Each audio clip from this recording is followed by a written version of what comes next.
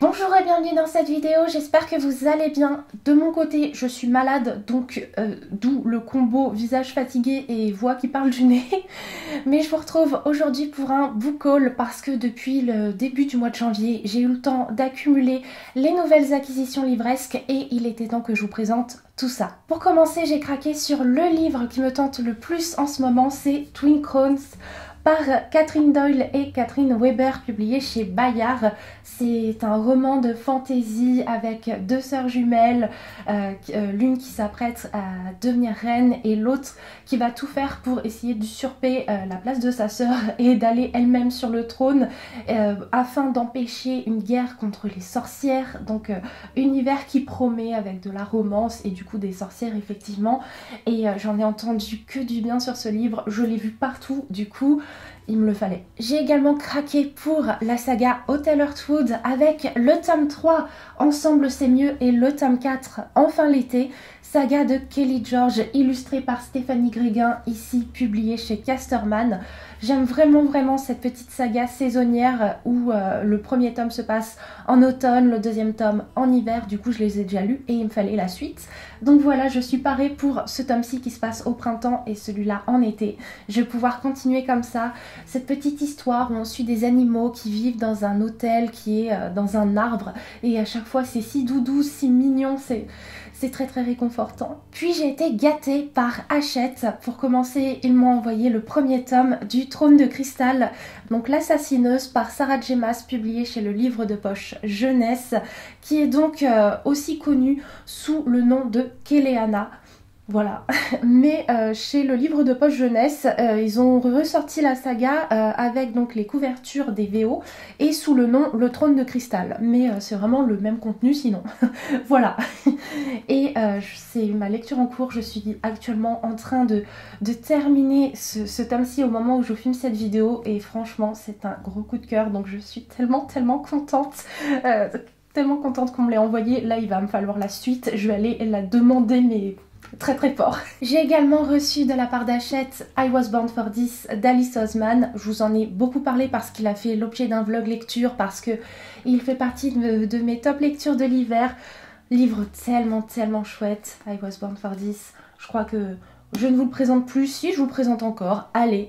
Dans ce livre, on y suit le personnage d'Angel qui est hyper fan du groupe de musique The Ark et dans quelques jours, ça tombe bien, elle va enfin pouvoir aller les voir en concert et d'ici là, eh bien, elle va passer quelques journées avec d'autres fans de ce groupe et dans ce livre, on suit également le personnage de Ginny qui n'est autre que le leader de ce groupe, du groupe donc The Ark, et on va suivre leurs deux points de vue et tout ce qui se passe dans leur vie, et c'est un livre qui est tout en sensibilité, qui est très ouvert, qui est avec beaucoup d'inclusivité, enfin vraiment une petite pépite. J'ai également reçu La Nuit des Rois et des Reines par Molly Horton-Booth, Stéphanie Katstrom et Jamie Green, livre qui fait partie de la collection des romans graphiques de Hachette et qui me tente beaucoup parce qu'on va parler d'inclusivité, notamment dans ce livre nous allons suivre Vi, et Vi pour la première fois de sa vie va être séparée de son frère jumeau puisqu'ils vont pas être dans le même lycée.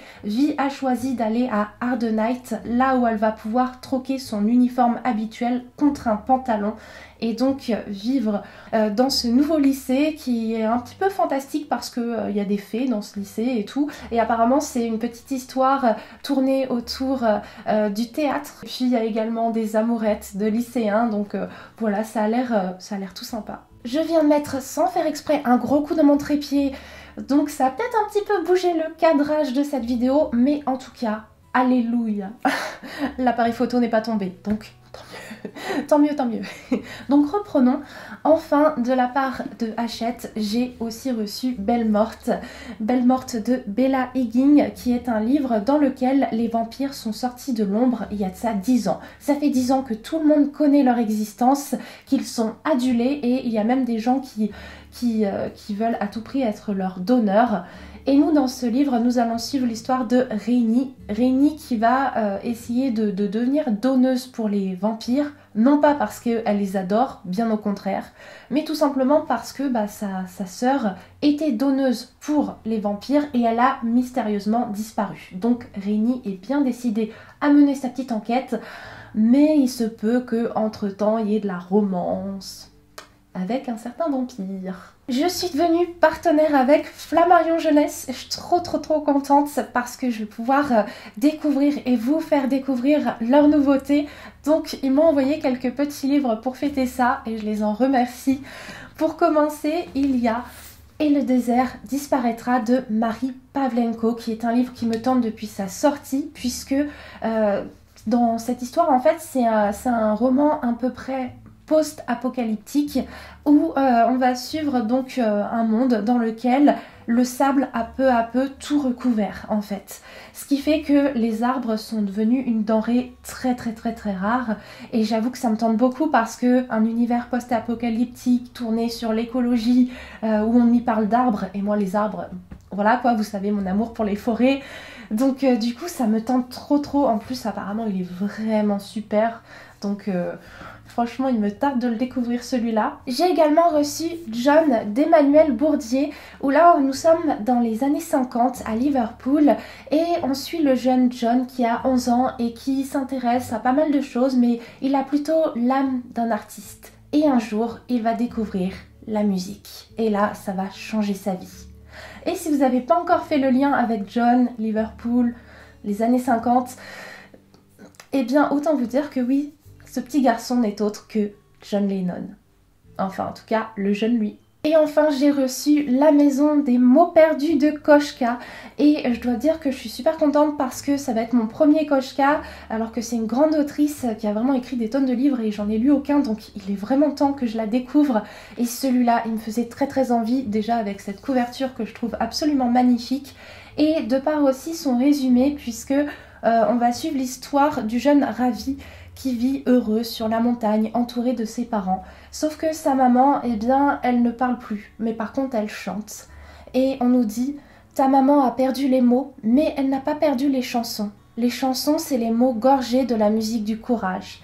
Et on sent que derrière cette histoire, il y a quelque chose d'assez touchant, donc il me tarde vraiment de la découvrir. C'est un tout petit livre, mais à mon avis, il va être très beau, voire très poétique. Deux livres que je me suis offert, ce sont les versions Minalima de Harry Potter à l'école des sorciers et Harry Potter et la chambre des secrets de J.K. Rowling, publiés chez Bloomsbury, vu que je me les suis pris en VO. Je vous les ai déjà présentés, enfin en tout cas l'intérieur de ces livres, dans une vidéo complètement consacrée à leur sujet où vous pouvez voir vraiment le travail de Minalima sur ces deux très beaux livres. Donc je ne vais pas forcément revenir dessus. Si vous voulez voir l'intérieur de ces livres, n'hésitez pas à aller découvrir cette vidéo que je vous mets dans le petit i. Voilà, pour en revenir à l'autrice, même si j'en ai déjà parlé, bien évidemment je ne soutiens absolument pas ses propos. Voilà, moi je suis une Potterhead depuis ma toute jeune enfance. Donc voilà, Harry Potter c'est une saga qui a toujours fait partie de ma vie. Et très honnêtement, c'est de cette saga que je suis fan et pas de l'autrice et de ses propos. Ensuite, mon amie Anaïs m'a offert deux livres pour mon anniversaire qui est tombé le 1er février. Le premier est justement dans la thématique Harry Potter puisque c'est Harry Potter on Location par J.P. Sperati, voilà. Et en fait, comme son nom l'indique, ce livre c'est un petit guide où on va suivre un petit peu tous les lieux qui ont servi de tournage pour la saga et en fait c'est l'occasion de pouvoir un petit peu en savoir plus à leur sujet, nous donner envie d'aller les visiter nous-mêmes, enfin voilà, ce genre de petits livres là qui te donne envie de faire un gros voyage généralement. Et ensuite le deuxième livre qu'elle m'a offert, il a un rapport avec ceci, est-ce que vous vous en souvenez? Il s'agit du médaillon à l'effigie de Cassidy Blake qu'on pouvait avoir au salon du livre de Montreuil si jamais on achetait deux livres sur le stand de Lumen. Et du coup pour l'avoir, parce que j'ai vraiment craqué sur ce médaillon, avec mon amie Anaïs on a fait un achat groupé. De mon côté je vous avais acheté un livre de Will Schwab que je vous ai fait gagner lors des Vlogmas. Et Anaïs, elle, eh bien, pour qu'on ait deux livres à payer à la fin, elle m'a pris donc un livre pour mon anniversaire. Donc je sais ce que c'est, je le savais, mais ça m'a fait trop plaisir de l'avoir entre les mains, de le déballer. Et il s'agit Les Ombres de Rookhaven, donc le tome 2 de la suite des monstres de Rookhaven. Oh là là, j'en bégaye.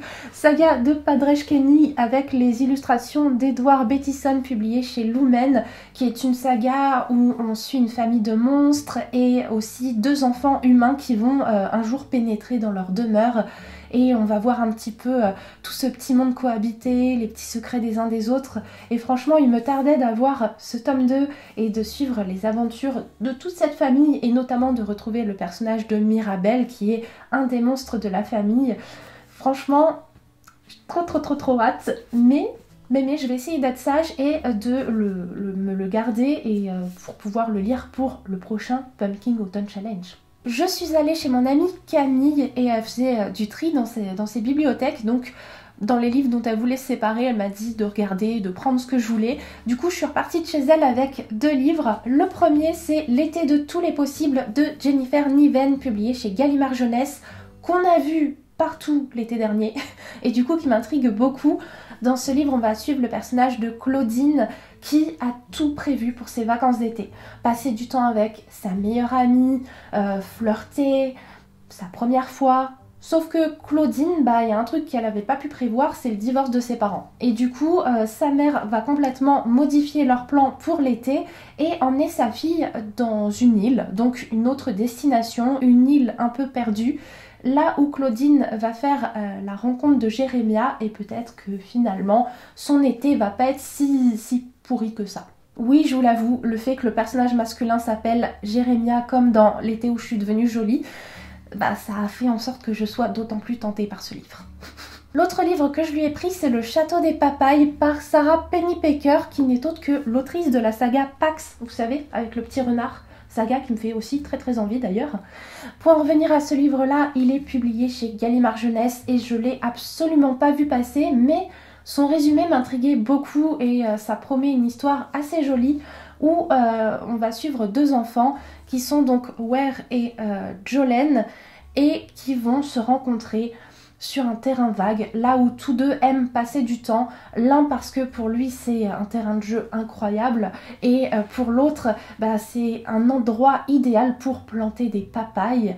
Et donc cette rencontre, cette nouvelle amitié qui va se créer le temps d'un été entre ces 2 personnages, apparemment ça va être quelque chose d'assez beau. C'est une merveilleuse ode à l'imagination, à l'amitié et à la différence, ce livre-là. Voilà, donc c'est ce qui est écrit sur le livre en tout cas.